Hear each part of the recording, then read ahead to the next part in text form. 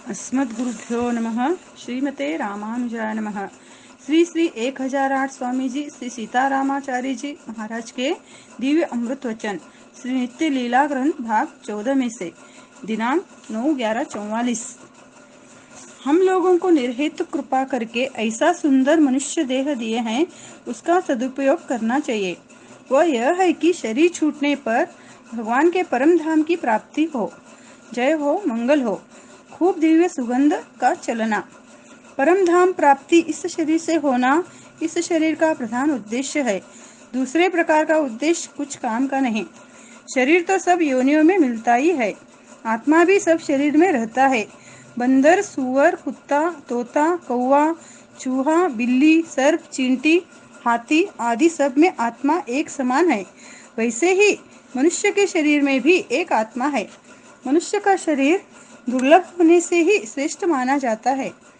पेड़ तो सभी शरीरधारी भर लेते हैं। निद्रा, भय, संतान पैदा करना आदि विषय सभी शरीरधारी जीवों को एक ही समान है। बंदर इधर उधर से पड़ी हुई चीजें उठाकर अपना पेट भरता है। बिल्ली तथा सर्प जीवों का मांस खाकर पेट भर लेते हैं और संतान भी पैदा करते हैं। मनुष्य मेहनत मजदूरी करके 5, 25, 50 रुपये कमा लेता है। झोंपड़ी और महल भी बनाता है। खाने के लिए तो 3 पाव ही खाता है। दूसरे जीवों की तरह संतान पैदा करता है और सुखी दुखी होता है। इस प्रकार करने भोगने में मनुष्य शरीर का महत्व ध्येय पूरा नहीं होता। मनुष्य देह का महत्व भली प्रकार समझना चाहिए। मनुष्य देह देवताओं को भी दुर्लभ है। देवता लोग अमृत पीते हैं। रहने के लिए ऊंचा लोक और उनकी स्त्रियां सदा युवती और देवता भी युवा रहते हैं। मलमूत्र उनके देह से उत्पन्न नहीं होता है। पुण्यों के अनुसार उनकी उम्र बड़ी होती है। उनका शरीर सुख भोगने के लिए है। वे अभिमानी होते हैं। उन्हें हमारे इस लोक की हवा तक बुरी लगती है। वे विमान में चढ़कर घूमते हैं तो हमारे लोक की वायु उन्हें लगती है तो वे नाक दबाते हैं। जैसे हम लोगों में बहुत से टट्टी पैखाना वाली जगह में जाते हैं तो नाक दबाकर चलते हैं, ऐसे ही वे देवता लोग हमारे लोक से घृणा करते हैं। हम मनुष्यों का शरीर रजवीर का बना हुआ है। उन देवों का हम लोगों से बहुत घृणा है। हम लोगों को तो खुद अपने शरीर से ग्लानि नहीं है। चर्मकार को चर्मकार से, सूकर को सूकर से, मेहतर को मेहतर से ग्लानि नहीं होती है।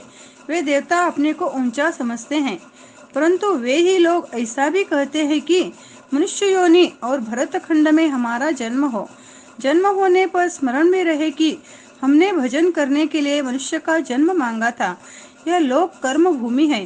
कोई भी जीव भगवान का भजन करके इस लोक से छूटकर परम पद प्राप्त कर सकता है। परम पद का वैभव बहुत विशाल और दिव्य है। वहाँ पर इच्छानुसार भगवान की सेवा का आनंद प्राप्त होता है। परम पद की तुलना में हमारे 14 लोक माँ के गर्भस्थान के समान बहुत संकीर्ण है। मनुष्य देह से प्रभु के शरणागत हो जाए तो अवश्य भगवान के परम पद की प्राप्ति होगी। श्री स्वामी जी का मंगल हो। श्री लाल जी का मंगल हो। भगवान कृपा करके हमें भरत खंड में मनुष्य का जन्म दिए हैं। धन, मकान आदि का अहंकार करना अच्छी नहीं है। अहंकार रूप पाप की गठरी अपने सिर लादना व्यर्थ है।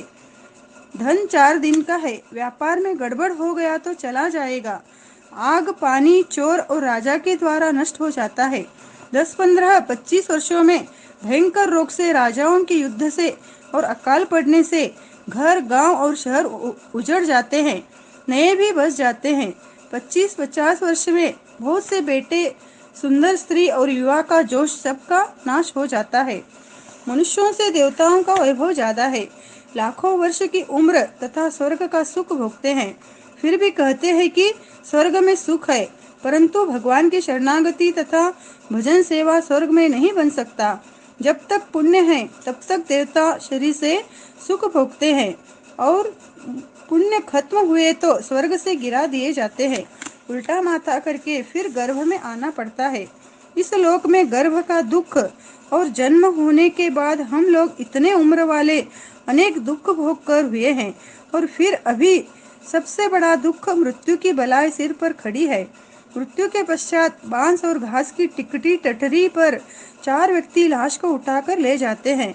अच्छे पलंग पर कोई भी नहीं ले जाते। महल, धन, पलंग और ये सब मोटी रुई भरे गद्दे साथ में नहीं चलते। हमारे बाप दादा यहाँ से नहीं जाना चाहते थे, परंतु मौत के आगे किसी की भी एक नहीं चली। मौत उन्हें पकड़कर ले गई। घर वाले रोते चिल्लाते रहे। महात्मा गोस्वामी तुलसीदास जी कहते हैं कि न बचे कोई शीश बढ़ाए जटा, तुलसी भजले अवधेश कुंवर, चली आवत घेरत काल घटा। मरण का समय बहुत भयानक होता है। भारत के बड़े विद्वान श्री तिलक महाराज का मरते समय का फोटो देखा। आंख अंदर घसा हुआ, बहुत भयंकर दिखता। चाहे कोई राजा हो या अथवा पहलवान, जन्म मरण का तरीका एक समान सबको होता है। लाख रुपया डॉक्टर और सब प्रकार की दवा करने पर भी कोई नहीं बचा सकता है। देखा जाता है मरते समय बहुत कष्ट भोगते हैं। शरीर से जीव मोहवश नहीं निकलता है। कोई डॉक्टर कहता है कि उसे जहर का इंजेक्शन दे दे तो वह कष्ट से मुक्त हो जाए। मनुष्य को धन प्राप्त होने पर और जवानी उम्र होने पर मद चढ़ जाता है। अच्छी बात कुछ भी नहीं सूझती है। मौत के समय को भूला है, इसी से ऊट पटांग करता है। यदि जन्म मृत्यु गर्भ के दुखों की याद रहे तो कुछ संभल सकता है। सत्संग करके समझ में आता है कि जन्म मृत्यु आदि महादुख भोगने से छुटकारा किस उपाय से होगा, वो उपाय ढूंढे। दुनिया के लोग बहुत से मनोरथ अधूरे ही छोड़कर काल के गाल में चल देते हैं, परंतु जो कोई सद्गुरु कृपा पात्र और प्रभु का प्यारा है, उसका सब कुछ ठीक हो जाता है। ब्याही स्त्री को जैसे पति सब प्रबंध करके स्वयं अपने घर ले जाता है, इस उदाहरण के समान शरणागत जीव के लिए प्रभु ही सब कुछ करते हैं। 84 लाख योनि का होना शास्त्र में लिखा है। देवता भी एक योनि है, वे भी देव योनि में से 84 लाख योनि में पटके जाते हैं। यह सब कुछ मनुष्य शरीर के महत्व पर कहा जा रहा है।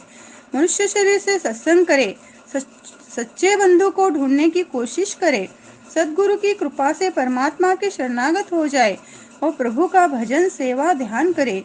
यह सब इस मनुष्य योनि में बन सकता है। इसलिए देव योनि वाले मनुष्य योनि को चाहते हैं। आचार्य श्री शंकराचार्य जी ने तो अपने सभी चेलों को सच्चा उपदेश देते हैं कि परमात्मा का भजन करो। भज गोविंदम भज गोविंदम, गोविंदम भज मूढ़मते। और पुनरपि जननम पुनरपि मरणम, पुनरपि जननी जठरे शयनम, पाहि मुरारे। ऐसी प्रार्थना भगवान की किए हैं। सभी बड़े महात्माओं ने कहा है कि मनुष्य शरीर मिला है, सत्संग करे तो प्रभु जरूर प्राप्त होंगे। हम लोगों को तो यह अनुभव भी हो गया है। यही मनुष्य देह का साफल्य है। सच्चे सद्गुरु और निरपेक्ष भगवत जन प्रसन्न होकर जिसे कह दे कि अब आपका जन्म नहीं होगा, माफी कर दिया तो बस उस जन्म का सर्वश्रेष्ठ कल्याण हो गया। देखिए जगत तो छूटने ही वाला है, ऐसा समझते हुए भी संतोष नहीं है। 1000 होने पर 10,000 और लाख करोड़ चाहता है। तृष्णा बंद नहीं करता। रात दिन 24 घंटों 12 महीने प्रयत्न में ही लगा रहता है और परमात्मा को मिलने में, ध्यान स्मरण करने में बहुत लापरवाही करता है। यह ही सबसे बड़ा पाप है। सुशील सुंदर स्त्री का पति जरूर ही ध्यान करता है। स्त्री के पीहर जाकर स्त्री को अपने घर लिवा लाता है, उसमें फर्क नहीं पड़ता। भगवान के भजन ध्यान स्मरण करते हुए भगवान से मिलने के लिए सदा चटपटाता है। ऐसा जो प्रेमी जीव है वह सुंदर सुशील स्त्री के समान है और प्यारे परमात्मा अच्छे रसिक पति के समान है। अतः जीव को अवश्य प्राप्त होंगे। एक उदाहरण अच्छी तरह से समझने का है। यह चेतन जीव कमल के स्थान में है और गुरु कृपा कीचड़ पानी के स्थान में है। सूर्य के स्थान में भगवान है। कीचड़ पानी के संबंध बिना कमल को सूर्य सुखाकर मार डालता है। कीचड़ पानी का संबंध बना रहता है तो सूर्य कमल को प्रफुल्लित करता है, जीवन देता है। उसी प्रकार कमल रूपी जीव पर सद्गुरु रूपी कीचड़ पानी का संबंध है तो सूर्य रूप भगवान परम सुखदायी होंगे, जीव को परमानंद देंगे। यदि जीव रूपी कमल को सद्गुरु रूपी कीचड़ पानी का संबंध नहीं है तो भगवान रूपी सूर्य जीव रूपी कमल को सुखा डालेंगे।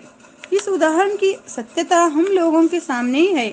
गुरु भगवान की कृपा हम जीवों पर नहीं हुई थी, इसलिए अनादि से इस जन्म तक संसार रूपी दावानल में हम जीव दग्ध हो रहे थे। भगवान के नियमानुसार जीव दुख पाकर सूख रहे थे, जन्म मरण का दुख भोग रहे थे, परंतु अब इस जन्म में हम लोगों को सद्गुरु की कृपा रूपी दिव्य कीचड़ पाने का संबंध प्राप्त हो गया है। उससे आज हम लोगों को भगवान की दिव्य कृपा का नित्य नया अनुभव आनंद मिल रहा है। श्री लाल जी का मंगल हो। श्री सद्गुरु की कृपा रूप कीचड़ पानी का संबंध का त्याग कभी नहीं करना।